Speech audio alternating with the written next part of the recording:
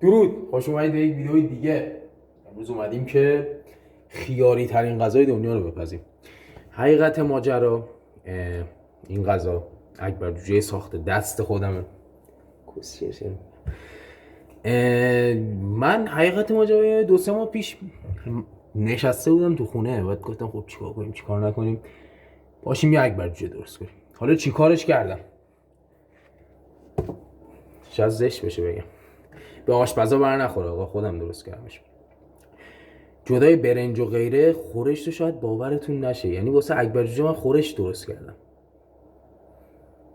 کره نه، خورشت آخه، ولی خوشمزه است، خدایی خوشمزه است. دیر وقت هم فکر کنم ساعت 8 شب، من هنوز چیزی نکردم. همه جام به هم ریخته است. جمع جور کنم بقیه جا رو نشون میدم. آره دیگه، غذا رو درست کنیم با هم، مرحله مرحله بریم جلو. آشپزم حالا درسته، یوتیوبر آشپزم هستم آقا، آشپز خونه خودمون. چی میگن بهش؟ باطن یوتیوبر. نمیدونم دارید یا نه، ولی دارید یا نه که منظورم چیزی که الان نشون بدمه، فکر بد نکنین. آره نه، منظورم اینه که نمیدونم این صحنه رو از من دارید یا نه. جو فکر کنم نور خوبه، نه تو ویدیو فکر کنم خوب باشم، یکم هم نور زیاده، شاید مثلا شبیه یوسف پیامبر باشم، ولی خب بد نیم. بالا تنه منو ببینی الان، لباس بیرونی ما، پایین تنه چقدر خم کنم دیده بشه. شلوارک واسا، خودش توسی بندش زرد، خوبه دیگه. خدایی تو ویدیو بالا تنه بیشتر دیده میشه، میبینین میگه اه چه آدم با شخصیتی، چه آدم باحالی. بعد پایین تنه رو میبینین میخندید، میگین اون کیه. خیلی مهمه اینا، اصلا به نکته‌های ریز باید توجه کنه.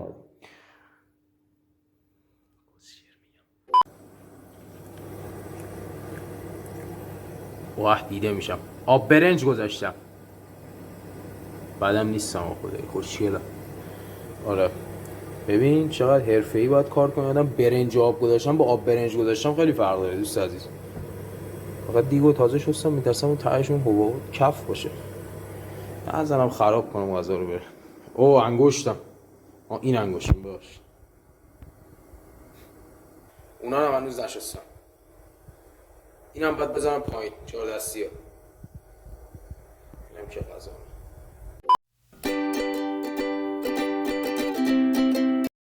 خب الان میخوام خورشت رو بذارم. اصلا وقتی میگه اکبر جوجه و خورشت آدم حس بدی پیدا میکنه، ولی خب خوب میشه خدایی. ببینید این بهتون گفته بودم که آب نمک، آب لیمو و زردچوبه. حالا برای اینکه مرغ یکم مزه بگیره، من چون طعم میخواد بگیره و اینا، اینو میذارم رو همین آب نمک و فلان اینا بجوشه. یه مقداری هم آب پسشه که حالا داخل میخوایم سرخش کنیم و اینا، داخلش هم پخته باشه. و اینکه میگم طعم و مزه آب لیمو و زردچوبه هم بهش بشینه. اینورم که اینو گذاشتیم تا جوش بیاد، اینورم که ختمم جون خوشگله به سر. آره بریم تا اینا بجوشه. خب این جوشید، حالا باید بریم که برنج رو، باز این دست من افتاد تو این ویدیو، خدایا خداوندا. ببینید اول آب برنج خالیش میکنیم، خود برنج نریزه بیرون لطفا آقا، حیفه الان گرونه یه در اونجا مال همین دیگه آقا، به قرآن من کثیف نیستم. برنج رو میریزیم دوستان عزیزم. سعی کنید تو ظرف لاکی نباشه. حالا من حواسم نبود از اون آهنی ها بردارم، استیلا آهنی چیه، از اونا بردارم بذارم، بعد تو ظرف لاکی باشه. خب در خود سعی کنید تو لاکی بذارینا، این توی آب نکنید. حالا من کردم ولی شما نکنید، کار خوبی نیست. بریم حالا واسه نمک و اینجور چیزاش.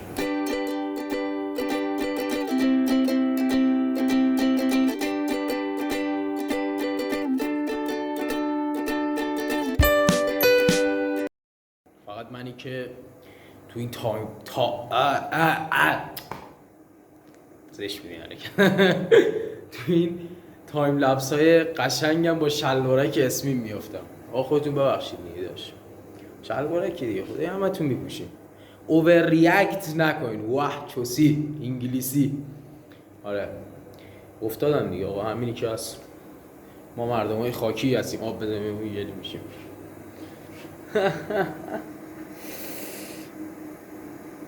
خیلی تلخ بود ببخشید.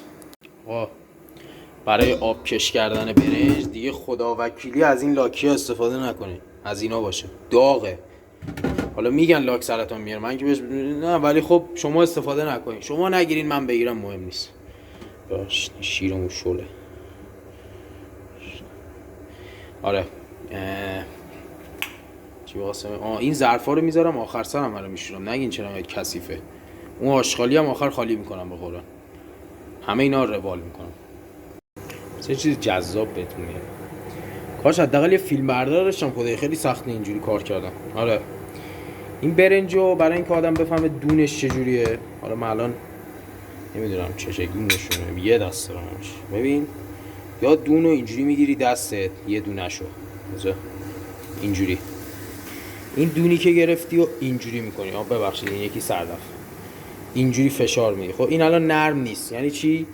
یعنی برنج خوب نجوشیده.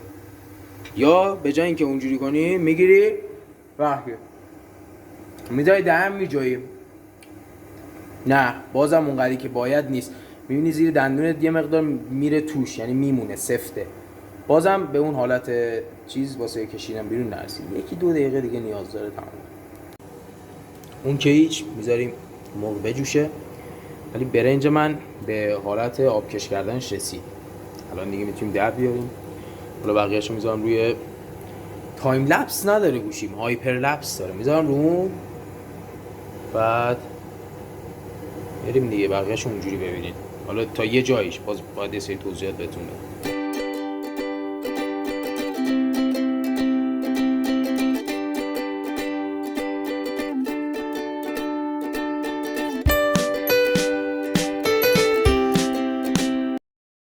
خب ما برنج رو آبکش کردیم، میذاریم دیگه مقدار این آب تهش دیده میشه، این رنگ بده آب است، باید خشک شه. بعد این آبه اینا خشک شه و دستم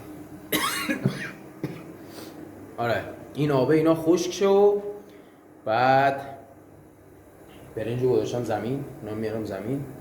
خواهیم این حالتی که دیدین اینجوری دیگو بر میگردونی برنج کامل میفته رو دیس، خوشگلا اونا درست کنیم.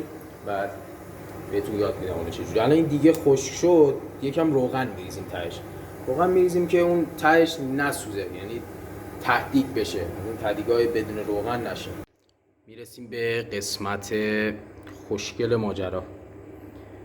ببینید بالا من فیلم بردار ندارم، نمیتونم همش نشون بدم. از این میریزیم، این تهش روغنه، چیزی نیست. عذر میخوام، من از این بریزم. چقدر سخت کار با یه دست. یه ویدیو یادم باشه بگیرم آشپزی با یه دست.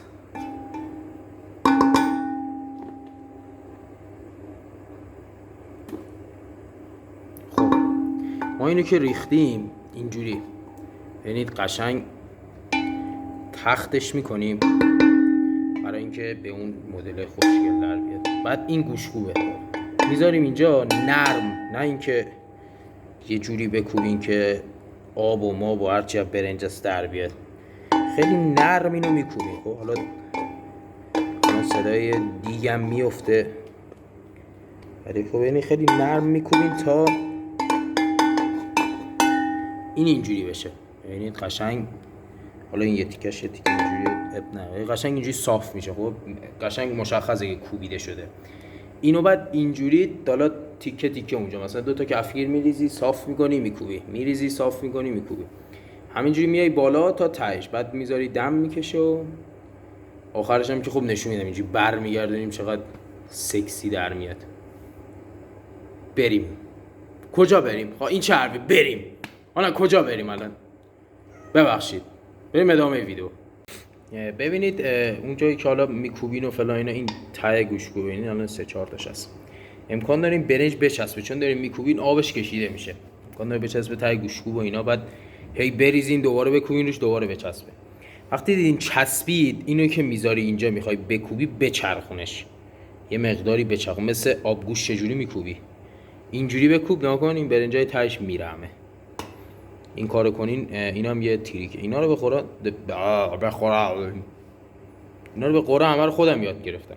خیلی از این تریکایی که دارم میگم و تجربه کسب کردم به خدا. حالا درسته غذا درست کردنمون ننه بابام یاد دادن، این نو برنجو عمه جانم یاد داد، ولی به طور کل اینجور چیزا رو خودم تجربه به دست آوردم. نکشیمون جون. میخوایم بریم که برنج رو دم بذاریم. ببینید حالا دم گذاشتن این رو که همه رو بعد موقع چه سفید میفته، اینا رو که همه بلدن. بذار من یه دقیقه اینو روشن کنم. آره موقعی که میخوای دم بذاری، من واسه یه اکبر جوجه حالا این پیشنهاد میکنم. من الان یه مقدار کره دارم، تک دستم، سخت همه چی برام به خدا. ببینید من نمیگم نصف کره خیلیه، یه مقدار ریزی به طور مثال بذاریم بهتون نشون بدم. اینقدر از کره رو خب بذارید بالای این برنج، هم آب میشه هم به شدت بوی خوبی به برنج میده. یعنی این داره دم میکشه، یه جوری بوی خوب میاد که میگی آقا زودتر دم بکشه بخورم. بذارین ببینین چی میشه. اینم یه تریک دیگه. حاجی من حتی نمیدونم این تریکه که دارم میگم درسته اصلا کلمش، به قرآن اصلا در جریان نیستم. تریک همون ترفند بود دیگه فکر کنم، چون یا دارم اشتباه میگم یا درست میگم دیگه، در جریانش نیستم دقیقاً.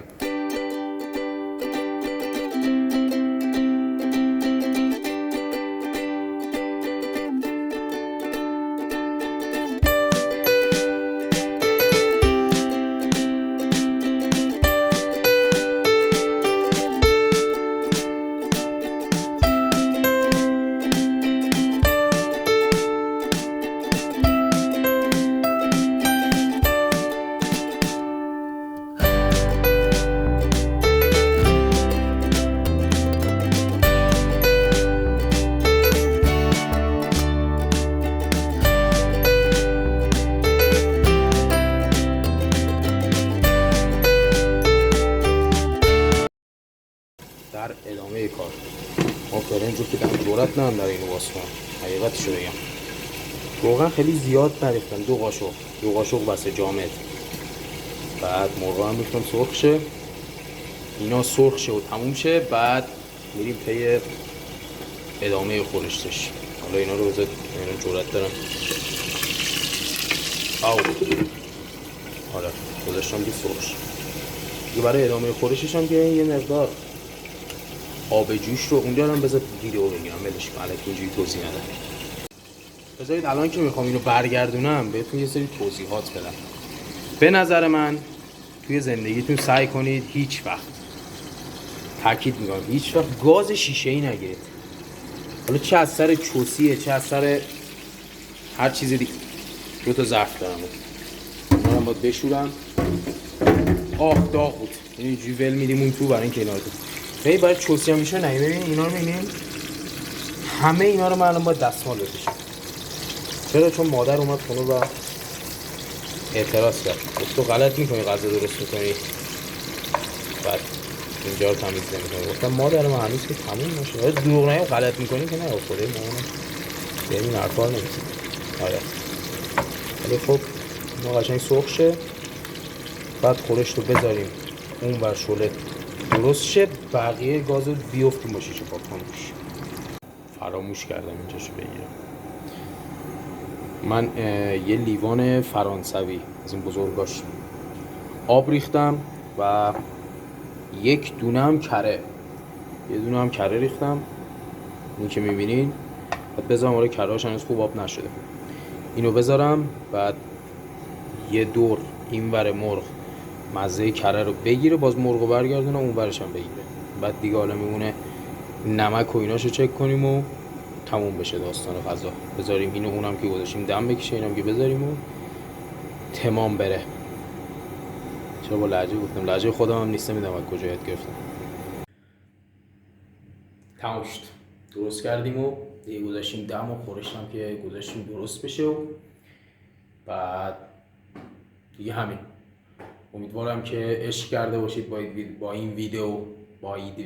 چرا سوتی میدم من آجی. امیدوارم که لذت برده باشین، بهتون بچسبه، تو خونه درست کنین، حتما خوشمزه میشه. تا درودی دیگر، بدرود.